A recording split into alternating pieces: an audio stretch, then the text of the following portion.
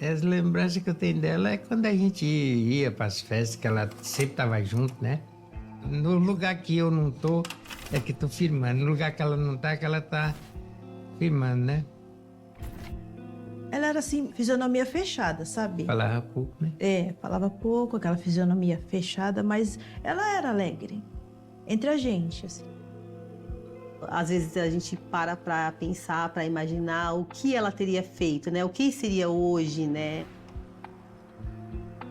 O sonho Ela dela toda- era montar a farmácia. Porque ela trabalha na farmácia e ela gostou, né? Já aplicava injeção nas pessoas, fez um cursinho. Ela era muito inteligente, assim. Isso, Ela ia fazer também. faculdade. Ela também. Ela estava animada.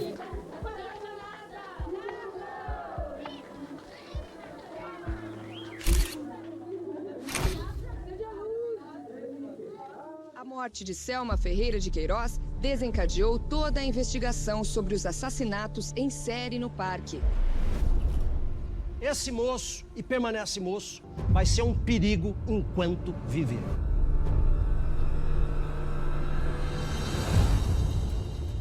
Todos eles na prisão, você vê eles se convertendo, orando. Ele começou a dizer que ele era temente a Deus, que ele era crente, que podiam soltá-lo, porque agora ele não iria fazer nada, porque ele era temente a Deus.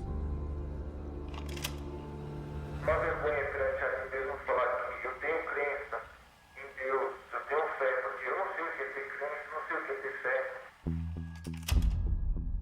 Eu queria que ele provasse para a sociedade que ele mudou. Agora ele é evangélico. Aquele Francisco morreu. Aquela coisa de tudo ruim morreu. Hoje ele é outra pessoa. A senhora acredita nisso? Nem sei se eu acredito ou não, viu?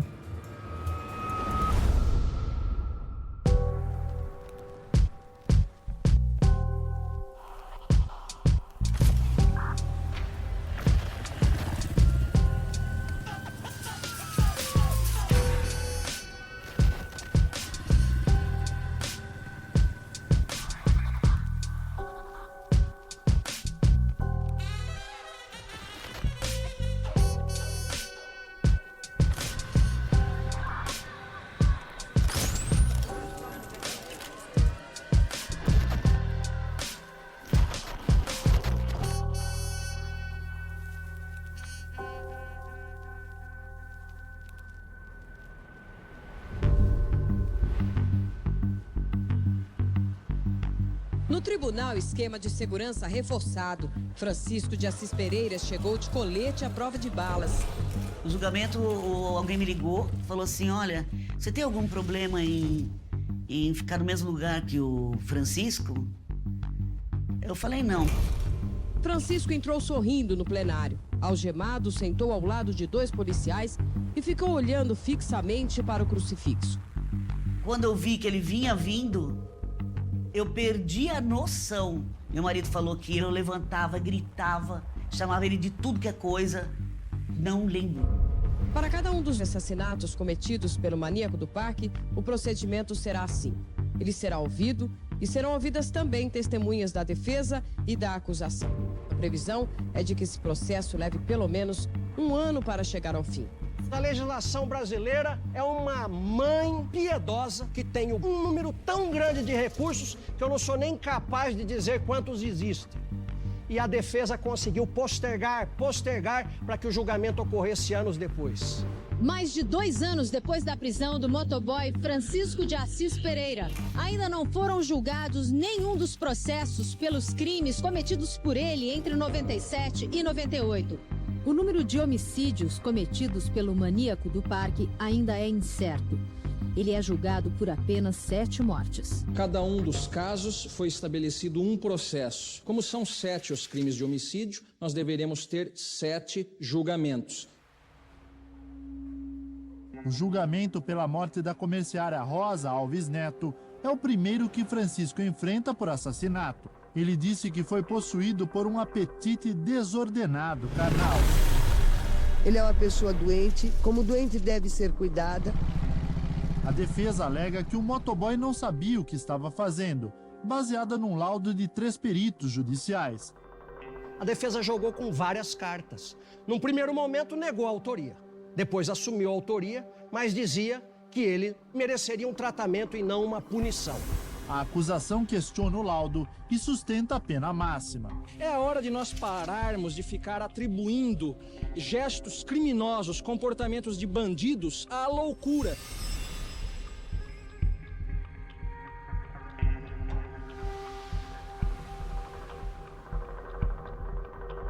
Depois do nosso laudo, o juiz nomeou mais 5 equipes. Mas todos os 6 laudos deram o mesmo resultado, semi-imputável. O que quer dizer isso? Se a pessoa tem plena capacidade de entendimento e plena capacidade de decidir se vai ou não fazer aquilo, ela é plenamente imputável. Você pode imputar uma pena. Se a pessoa nem entende, nem é capaz de decidir se deve ou não fazer, é inimputável, que daí é o doente mental. E o semi-imputável, a pessoa tem uma relativa incapacidade intelectual e de se determinar. O réu, no momento do crime, não tinha condições de autodeterminação, os psiquiatras dizem. Parcial, eu pergunto. Por que parcial? O psicopata, ele tem plena capacidade de entender o que ele faz. Ele sabe que o que ele faz é errado. Mas ele é psicopata, é da natureza dele. Então, a capacidade dele de decidir se vai matar ou não vai matar, não tem como, ele vai matar.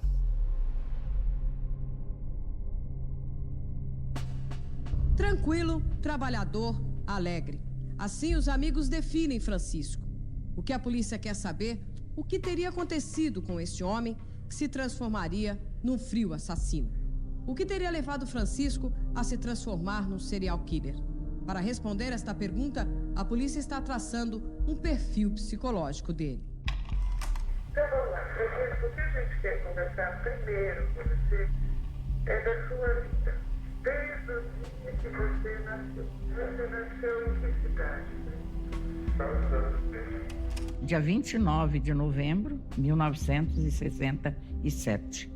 A enfermeira que trazia ele, quando ela chegou na porta do quarto, o Francisco deu uma gargalhada no meio das cobertas. E foi uma risadinha de criança, mas como gargalhada. A enfermeira ficou desesperada, falou, não, eu quero essa criança, você não quer dar essa criança para mim? Eu vou dar meu filho, eu brinquei com ela, eu vou dar meu filho. Não, é que ele vai ser uma criança inteligente, de certo. Como criança, tudo que eu leio, ela é fácil, vai. Todos os psicopatas que eu estudo, o nível intelectual deles é baixo, o do Francisco também é baixo, porque a inteligência é o quanto você é capaz de produzir. E eles não são capazes de produzir nada. O Francisco não tirou o 2º grau, não suportava ficar na sala de aula, ele queria coisas excitantes. E você queria ser quando crescer? Eu queria ser uma coisa assim, além da realidade, além do poder do ser humano. Uma coisa assim, tipo, uma coisa de outro mundo. Ele entra no que a gente chama de transtornos da personalidade. São mais delicados do ponto de vista de se diagnosticar, porque ele é o jeito de ser da pessoa. Ele não tem uma depressão, como a gente observa nos transtornos do humor, ele não tem uma ansiedade, as pessoas não ficam agitadas, e ele não tem uma alteração do juízo de realidade, assim, ele não ouve voz, né? Ele é um jeito de ser. E desde a infância ele já mostra essas características. E dentro desses transtornos de personalidade, nós temos o que chamamos de personalidade antissocial, que é uma personalidade que ela tem um problema na relação com o outro, na relação com a sociedade. Quando ele estava na escola, ele foi na frente falar alguma coisa e falou uma besteira, e ele reparou que a menina que estava sentada na frente riu dele. Ele deu uma surra nessa menina que quase matou a menina. Algumas vezes, sim. Ele estressava e coisava, e a gente segurava ele, mas não foi caso assim direto. Sempre acontecia isso. Pelo contrário, ele corria de briga. Esse filme explica que entre família seria tudo ou nada. Ou eu ou uma pessoa. Então, quando estava aqui no parque de Irapuera patinando, houve uma tragédia, um rapaz, ele passou, ele derrubou todos os cones, mas ele veio irado naquela hora. Eu voei um patins em cima dele, derrubei ele no chão. Eu joguei tanta vez a bicicleta dele no pilar, como se estivesse jogando ele, se acabando com ele. Eu entrei no meio e falei, porra, cara, por que você foi fazer isso? Para com isso, caralho, você é louco. Aqui é tudo irmão, aqui é tudo unido, não faz isso. Ele era meio briguento. Ele não era santo, não. Santa sou eu no altar, né? Aí entra uma característica muito importante. Baixa preocupação com risco. Se alguém pula 3 metros, eu vou pular 5. Eu quero mostrar que eu sou maior, eu tenho esse senso de grandiosidade e eu não tenho preocupação com o perigo. Combinamos todos os motoboys de fazer essa romaria, e todo mundo de moto para Aparecida do Norte. E foi todos os motoboys da empresa. Eu com a minha esposa, o Jorge com a namorada dele, meu cunhado com a esposa dele, e a gente juntou uns 10 motoboys. E na hora o Chico falou que eu também vou. Mas Chico não tinha moto, a moto que o Chico trabalhava não aguentava ir, né? Ele falou, não, eu vou de patins.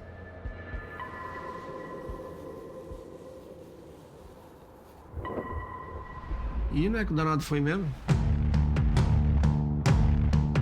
Ele pegava na traseira da moto e ele às vezes andava mais rápido que nós, de patins. Saía, passava pela gente e ia embora, assim, puxando pelas motos. E a moto, todo mundo andando a 60, 80 por hora e ele sumia, foi embora. Daqui a pouco ele voltava de novo. Então, claro, ele vai se destacar nos patins porque ele vai fazer as manobras mais radicais, vai ter mais velocidade, E isso gera o quê? Admiração. A rodovia Presidente Dutra, de carro é perigoso, de moto é perigoso. E de patins? Ele era louco. Chico era...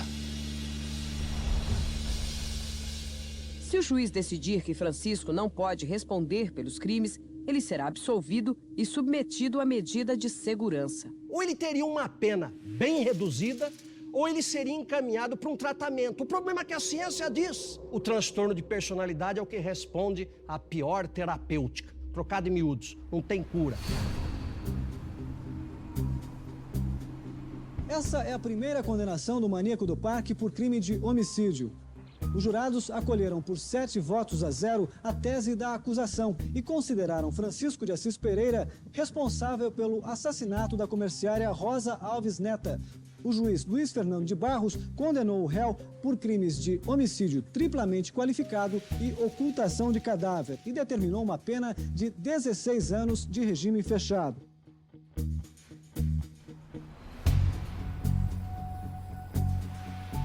Hoje ele está sendo julgado pelo assassinato da estudante Isadora Frankel, que morreu com apenas 19 anos. No julgamento do Francisco, o Cláudio sumiu. Ele falou, eu não posso olhar para essa pessoa. O Cláudio não viu o Francisco, o Cláudio não queria olhar para o Francisco. A grande questão agora continua se ele é um criminoso comum ou um doente mental, que não tem condições de evitar os assassinatos. A dúvida, e aí diziam os psiquiatras, se ele teria total capacidade de autocontrole. E aí eu argumentava aos jurados, olha, o diabético, quando ele come doce, ele causa mal a si. O fumante, ele causa mal a si. E eles não se controlam. Mas esse, para ter prazer, ele causa mal aos outros. Francisco de Assis Pereira foi condenado à pena máxima pela morte de Isadora Frankel, por unanimidade do júri popular. O Conselho de Sentença desconsiderou a tese da defesa de que, por ser um psicopata, Francisco de Assis Pereira não teria condições de conter os seus atos. Que dizem que eu sou louco, eu não sou louco. Um louco escreve, um louco fala, um louco anda tão bem de patins, um louco serve à pátria.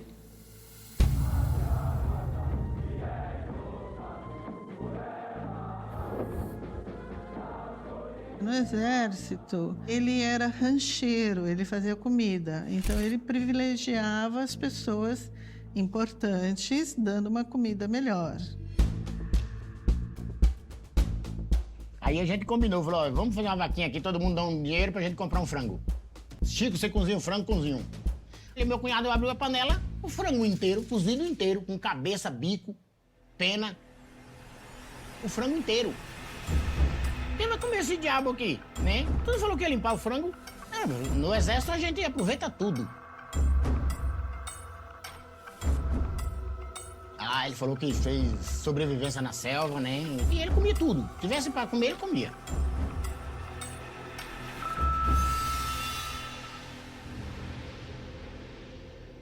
Ele queria ser militar, mas ele não tinha disciplina. Então, toda hora ele era castigado. A passagem dele do exército foi um caos.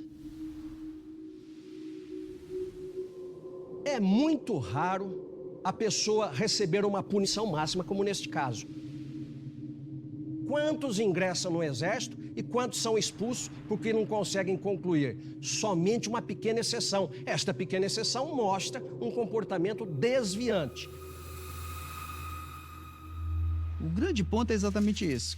O que você caracteriza como anormalidade ou não normalidade? Quando se trata da questão da personalidade, é difícil para as pessoas perceberem os indicadores fora da curva.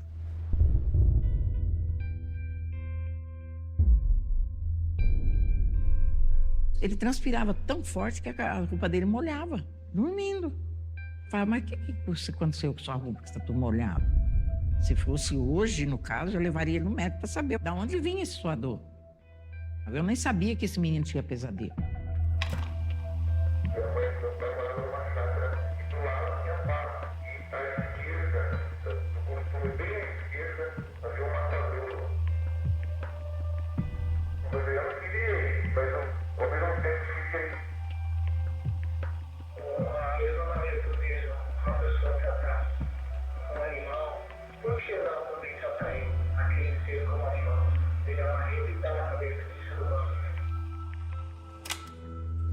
É difícil a gente entender. Para você entender, você tinha que passar por um médico. O médico te explicar de onde vinha aquilo. A psicopatia é constitucional, ou seja, você herda essa tendência psicopática.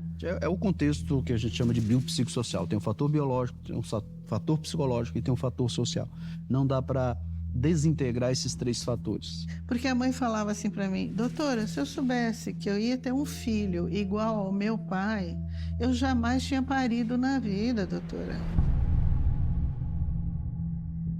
E o meu pai era muito ruim, ela fala. E uma vez ele abriu a porta, a primeira a entrar era minha mãe, e ele estava com uma foice para matar minha mãe. Só que quando ele abaixa a foice, não pega na minha mãe. O Francisco, ele diz que ele tinha 7 anos de idade e morava do lado de um rio. E ele diz uma hora que é tio dele, uma hora que é um estranho. E esse tio gostava de criança, A família dele, eu não vou dizer quem da família, mas a família próxima é que me contou essa infância dele. Contou naturalmente, ela não conta pra ninguém, mas o Chico tem essa história. Daí já dava pra ver que tinha alguma coisa errada em relação a abusos sexuais e tal. Todo fator de vulnerabilidade, todo fator de ameaça, todo fator que interfere num processo natural de desenvolvimento tem riscos. Violência física tem risco, negligência tem risco, violência social tem risco e violência sexual tem risco. Ela pode desenvolver uma depressão por isso, uma dificuldade de se relacionar lá na frente, ela pode ser uma pessoa mais isolada ou uma pessoa mais agressiva e mais violenta nas relações sexuais. Eu acho que não aconteceu. Na minha mente não aconteceu. Coisinha da cabeça dele. Pode ser excitante explicar como uma relação de causalidade, porque aconteceu isso na infância, aconteceu isso no futuro. É excitante, mas como o café não é nutritivo. Porque esta relação de causalidade não explica. Porque muitas crianças tiveram situações tristes e, não obstante, não foram para o crime. Na criminologia a gente ensina, o mesmo fogo que endurece o ovo derrete a manteiga.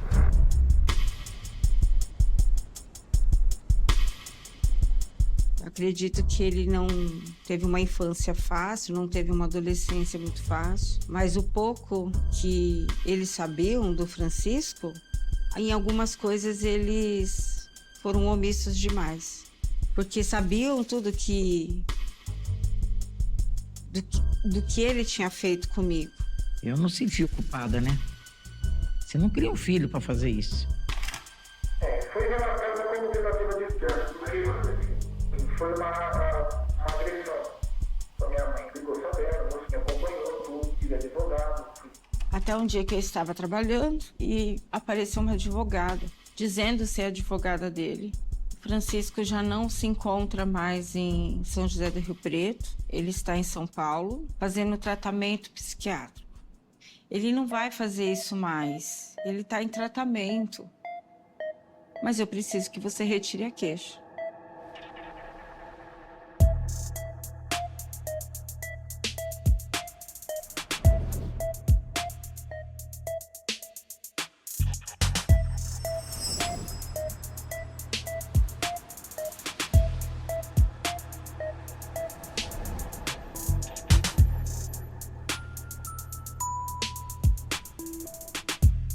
Serão ouvidas testemunhas da defesa e da acusação. Também prestaram depoimento 5 mulheres que conseguiram sobreviver aos ataques no Parque do Estado.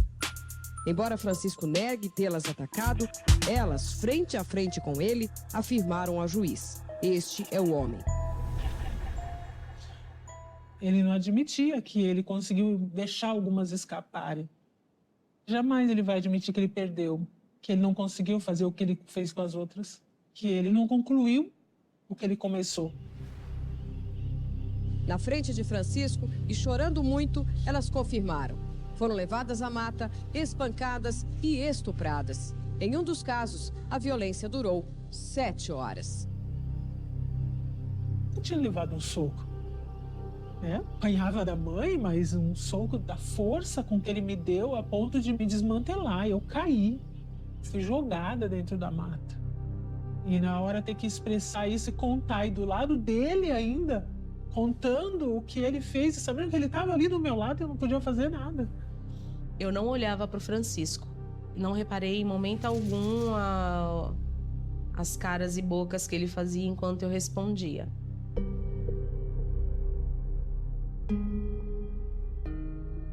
E no que é que se baseava a defesa? Não era querer saber se o Francisco era ou não o autor. A defesa baseava suas perguntas se a vítima estava usando um bustier, qual tipo de indumentária, de roupa que a vítima usava. Foi mais uma experiência traumatizante.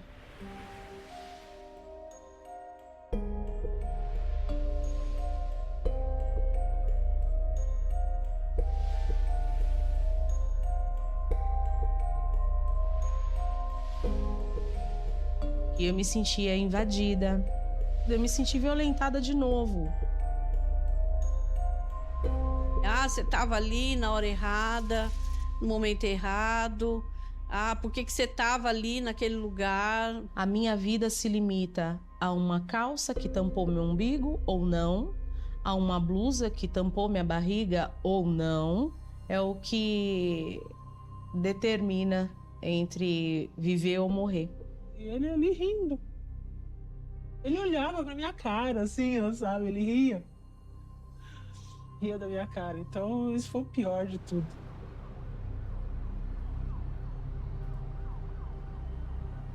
A gente vive uma sociedade que ainda cultiva isso, né? De que a mulher é um processo de induzir o homem a um ato violento. Ou seja, em outras palavras, a culpa é da vítima.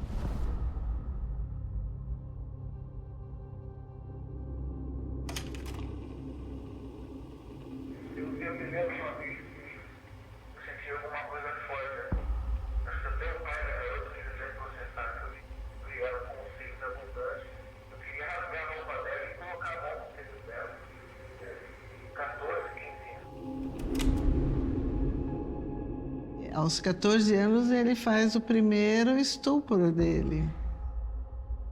Ele fala isso, meu prazer sexual não é com mulheres, né?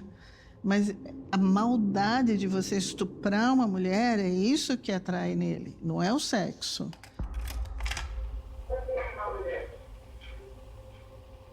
Talvez fazer o mesmo sentimento de uma pessoa se eu pudesse me transformar em uma mulher, eu chamaria uma mulher. Do mecanismo que vai estabelecer a vítima tem muito a ver com as necessidades psicológicas de cada agressor. Tem muita questão do poder, sensações de rejeições, idealizações. E é muito estranho falar isso, porque às vezes você encontra um agressor sexual ou um agressor de mulheres que ele idealiza a mulher e ele idolatra a mulher, mas ele mata a mulher. Alguma coisa da mulher me ataca. Os braços, o olhar, as unhas. A gente olhava no ponto do ônibus e às vezes 5 horas da tarde estava cheio de mulher e ele ficava se retorcendo, entendeu?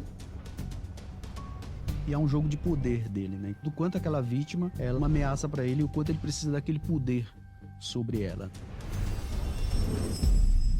E ele queria ter o ato comigo, mas ele não conseguia, ele não tinha ereção. E nessa ele me mordia. Eu fiquei toda marcada. Aí ele me batia, né? Como se eu fosse culpada por ele não ter ereção. Uma das características de criminosos sexuais em série é a ritualização por traços obsessivos. Ele tem que seguir uma sequência, porque garante para ele a execução do crime da forma como ele é premeditado. Às vezes, ele idealiza aquela vítima, ritualiza aquela vítima, e ela quebra, de alguma forma, essa sequência. Ela surpreende ele, né? Quando a segurança chegou, ele assustou. O que você está fazendo? Ele simplesmente mudou. Tá tudo claro.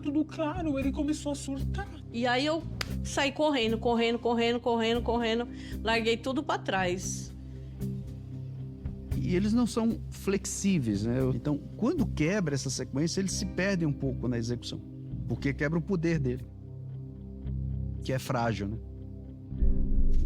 E Francisco de Assis Pereira foi condenado a 107 anos de cadeia por crimes de estupro, atentado violento ao pudor e roubo contra 9 mulheres que foram atacadas por ele e sobreviveram. Eu não sei também futuramente, né? Porque além de que ele foi de uma mulher, o que viria dentro daquilo. Processo compulsivo precisa se repetir. Só que repetir o comportamento da mesma forma não nutre essa necessidade. Ele precisa ser ampliado. Ele vai num crescendo no crime. O estupro não bastava mais. Precisava agora a morte e sobre a morte. A dominação integral que viria como a antropofagia. A antropofagia, né, ou o canibalismo, é como se fosse um dos estágios últimos dos agressores sexuais. Em determinado momento ele fala, ó, ainda bem que me prenderam, mas senão eu ia acabar comendo uns pedaços. Quando era criança, descia reto, atravessava a rua, tinha uma pista, calçada nessa pista e pegava peixinho. E era tão criança que ele tomava engolir os peixinhos vivos, né? Imaginando que engolir o peixinho, eu iria nadar como um peixe.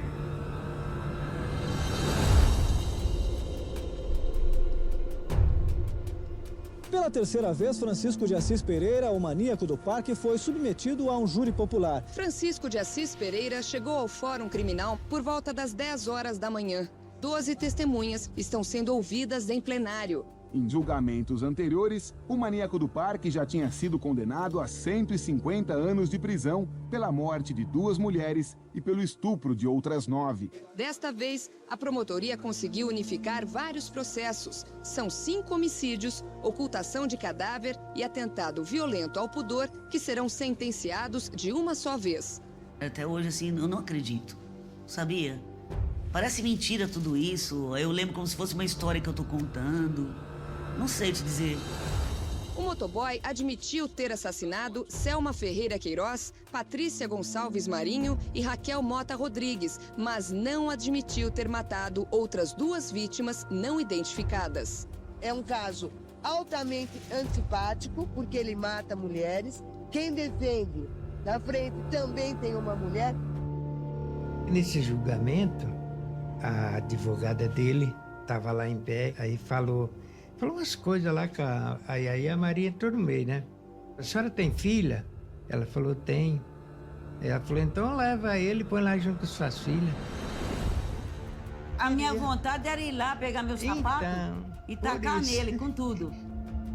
Mas tenho certeza aos senhores, estou fazendo com dignidade, caráter, retidão e, acima de tudo, respeito à lei, respeito ao meu cliente e respeito ao doente. Já a advogada de Francisco de Assis Pereira, com base num laudo psiquiátrico, vai pedir aos jurados a internação do maníaco do parque no manicômio judiciário por um período mínimo de 3 anos. Loucura de quem encaminhá-lo ao manicômio. De lá ele sairá com tranquilidade. Francisco reafirmou hoje que foi tomado por uma força maligna. O pai dele sempre perguntava para mim, doutora, mas não foi o diabo que matou as meninas? Eu falava, não, né? Foi o seu filho. Eu agradeço o júri, desejo a Vossas Excelências o julgamento que a sociedade há 4 anos aguarda de Vossas Excelências. Os jurados não frustraram, estiveram à altura do momento histórico e deram a resposta unânime cabível para este caso. Os senhores jurados, após apreciar os quesitos, entenderam que o senhor praticou esses delitos e assim resolveram por condená-lo. Quanto à aplicação da pena, em relação a todos os delitos somados, o senhor foi condenado a 121 anos, 8 meses, 20 dias de reclusão e 60 dias multa.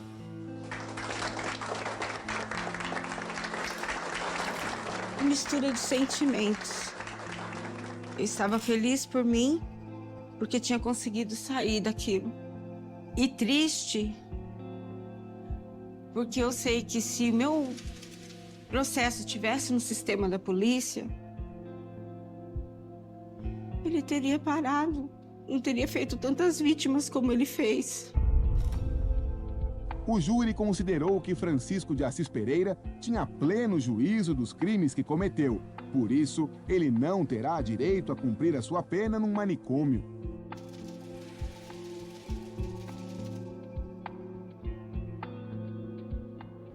O Francisco passou por 4 julgamentos. A pena total dele ficou em 285 anos, 9 meses e 10 dias. Não acredito que nesse caso tenha havido justiça. O melhor e mais justo seria ele ter sido julgado inimputável. Ele não recebeu nenhum tipo de tratamento ao longo desses anos. Tudo aconteceu na década de 90. Foi o primeiro caso que trouxe uma mídia gigantesca para um assassino em série. A promotoria pedia justiça, a sociedade pedia justiça. Ninguém nunca pensou quais seriam os reflexos que essa história traria.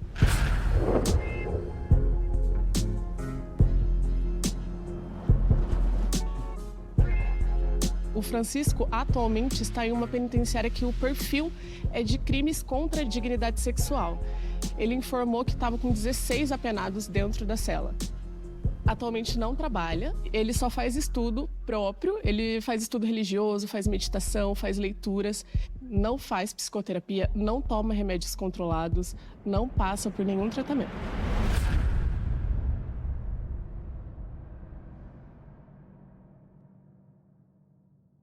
Hoje, ele engordou bastante e ele não possui mais barba, mas ele ainda permanece perfeitamente reconhecível.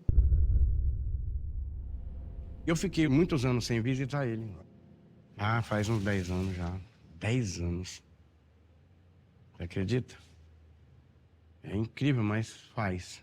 Para ir visitar ele sempre, ficam muito caro. Aí fiquei esse tempo todo sem visitar ele. Eu faço atendimento pelo menos uma vez na semana. É interessante porque ele tenta ao máximo demonstrar que ele quer a mudança, que ele não quer viver aquilo que ele viveu antes. Mas, vez ou outra, a gente percebe que essa personalidade acaba escapando. Eu tomei o modo de pensar uma dupla personalidade. Eu aqui, eu sou um anjo, sou um santo, mas eu sair de fora, demora 2, 3, 4 meses, mas ela vem à tona. Então, isso até seguro, que se estivesse na rua, essa dupla personalidade seria uma outra que segue pequena e que fatalmente iria acontecer novamente. Eu saí agora aqui e eu já pensou em fazer dela um pouquinho mais.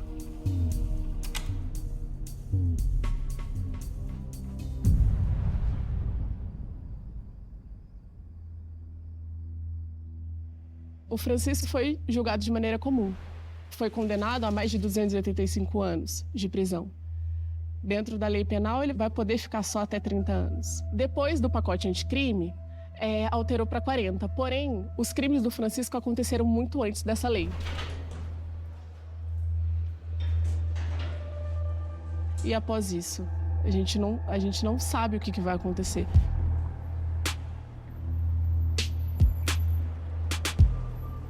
Ele tem condições de voltar à sociedade? Ele tem condições de conviver de novo? Eu não acredito que ele saia. Eu não acredito e eu não quero acreditar. E eu vou falar, não tira ele. Eu vou encher minha boca 10 vezes. Não tira ele. Porque eu conheço réus como esse. Não vai sarar. É capaz de enganar até psiquiatras desavisados. Existirá uma possibilidade jurídica do Ministério Público intentar um tipo de ação a ser estudada, mas já houve no passado, e que eventualmente consiga mantê-lo. Mas há um risco imenso para a sociedade brasileira deste cidadão voltar à liberdade, porque a periculosidade permanece nele. Saindo de lá, pode até ficar um período de Chico Estrela, que a imprensa vai procurar, obviamente. Vai entrevistar, vai mostrar o dia a dia, onde ele está, o que ele está fazendo. Então, talvez durante um período ele sossegue, mas não tenho dúvida que ele volta a matar. Ele volta a atacar. Porque o Francisco de Assis Pereira, ele é mau e doente. E essa combinação é muito perigosa.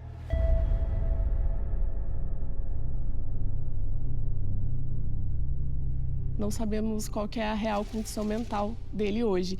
E o transtorno de personalidade antissocial, ele não possui cura.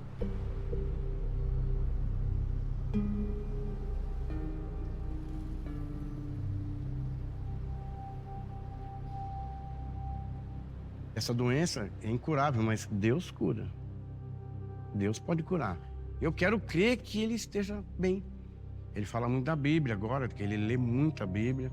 Ele não leu a Bíblia, ele comeu a Bíblia. Então ele tem tudo aqui na garganta, né? Eu só não vou ver ele patinando aqui, porque é um lugar gostoso para ele patinar, que ele gostava nesses lugares. Mas porque ele já não tem mais essa ambição, ele tem outro propósito. A gente até queria que ele saísse, tivesse liberdade. Mas ele não vai ter paz na vida dele mais. Entendeu? Então eu preferia que ele ficasse na observação para ver se... É incurável isso, né? É incurável.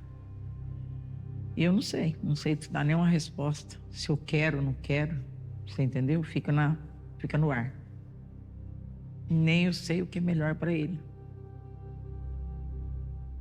Nem eu sei.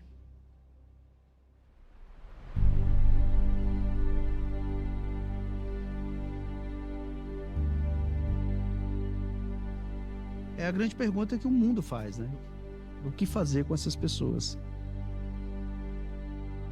Embora eu procuro pensar sempre como evitar que pessoas como Francisco e tantos outros chegassem a cometer esses crimes.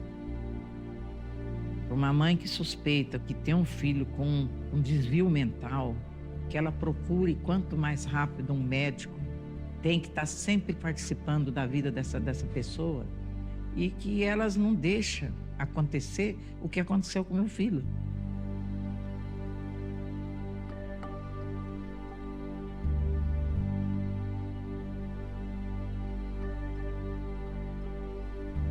Porque depois que acontece é tarde.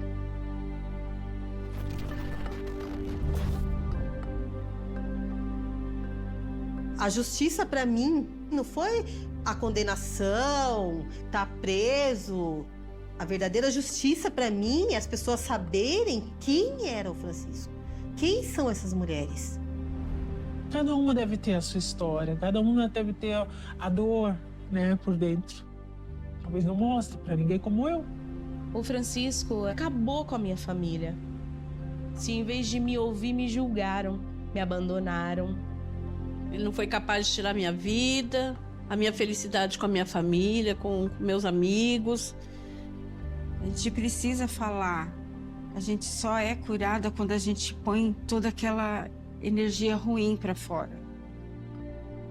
A nossa maior tristeza era não poder ter voz para dizer, ei, não foi assim, foi diferente.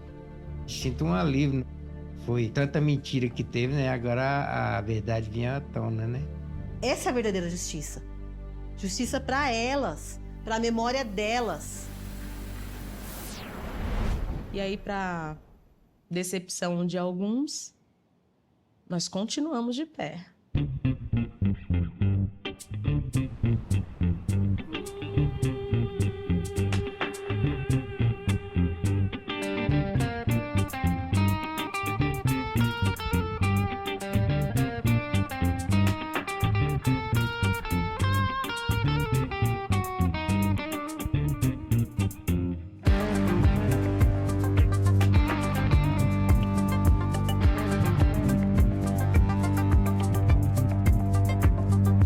Eu não vou sucumbir. Eu não vou sucumbir. Avisa na hora que tremer o chão. Amiga, agora segura minha mão.